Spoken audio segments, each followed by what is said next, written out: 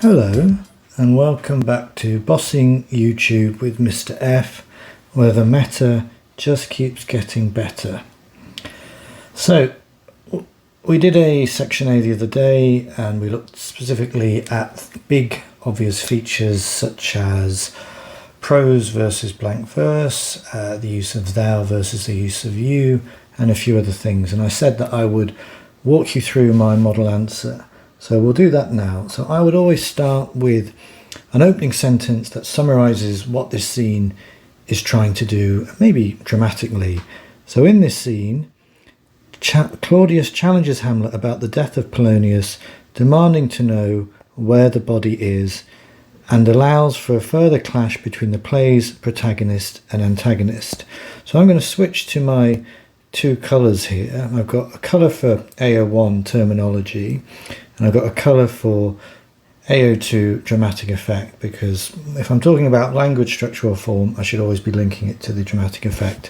So I've already used a bit of terminology there, haven't I, with protagonist and antagonist. Okay, so I've used some another piece of terminology there. The tone is set at the start, with Claudius's fears made audible to the audience in a short soliloquy in the formal register of blank verse. So again, I'm doing dramatic effect there, aren't I? Because I'm explaining what the purpose of that is. His exclamation, "How dangerous is it?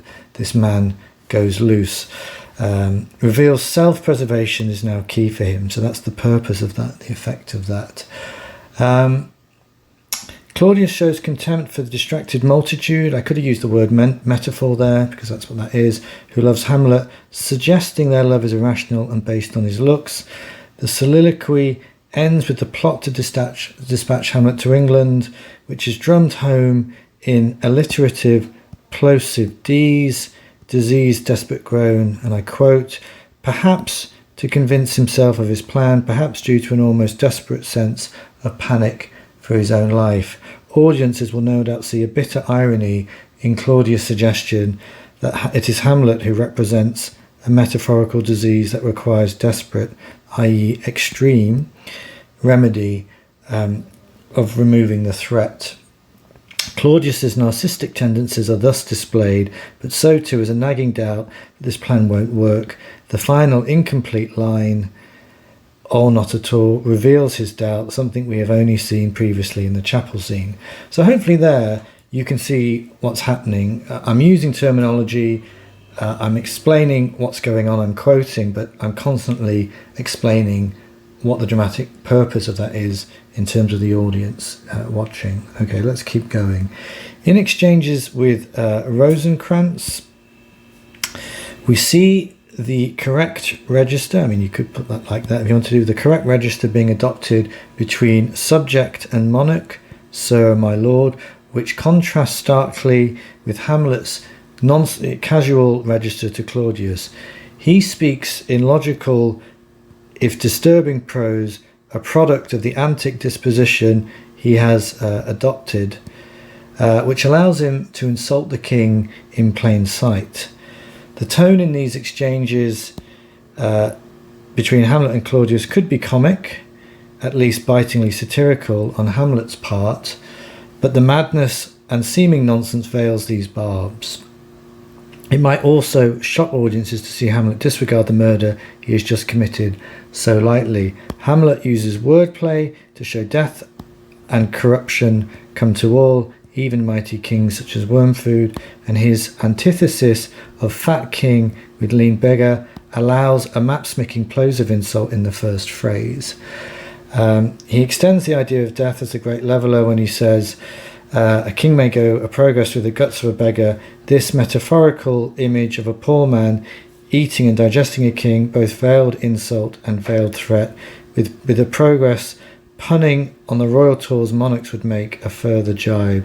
Hamlet continues this wordplay insult when he suggests Claudius could find Polonius' body in the other place yourself, a euphemism for hell and a veiled suggestion that Claudius will be there soon enough. Right, so I do some more stuff here. In a brief stigomythic, we've had that before when I looked at Act 1, Scene 1, didn't we? In a brief stigomythic exchange between the two men for England shows the audience an apparent harmony of minds that cannot be trusted or endured, given their antithetical desires. Claudius's overconfidence surfaces, it should be in his response to Hamlet's good. So it is, if thou knowest our purpose. Perhaps the vanity of villainy wishing to be caught. Hamlet further infuriates Claudius with dear mother, the terse thy loving father, showing us that Gertrude remains in his thoughts. Claudius's repeated use of thou thine inflect a paternalistic register, which is probably performative here and may explain Hamlet's churlish responses. Boom. Okay, we're getting there. We've got a bit more to do. I just need to turn that over there. It looks like there's a lot, but it's because I have to do this. Good. All right, the scene ends as it began with a short soliloquy. Let's get my yellow up here. In which Claudius indulges the audience in his villainous plot with a long circumlocutory, sentences with an almost judicial hedging, delaying the massive exposition that he has sent letters for Hamlet to be killed in England. This soliloquy addresses England directly through personification, and this is rammed home at the end with the imperative verb "do it, England," showing Claudius's kingly dominion extends even overseas. Finally, he returns to the Hamlet as a disease metaphor, the hectic in my blood, hectic being a fever which rages, so I explain that. The verb showing how violent and deeply personal, physically so, this is for Claudius. A final rhyming couplet adds dramatic closure to the scene, done, begun, with Claudius saying his future happiness rests on his disease's cure, Hamlet's death. This scene ramifies just how paranoid Claudius is becoming of Hamlet, and how Hamlet is at times seems the more powerful, his mad language allowing him to insult the king to his face. So really, I've put that as blue, but actually what I've done there is what I did at the start, a brief summary, a brief overview of the dramatic purpose and what characterization has been witnessed, developed, been shown to the audience, and any key plot points as well. Right, that's remarkably brief for me.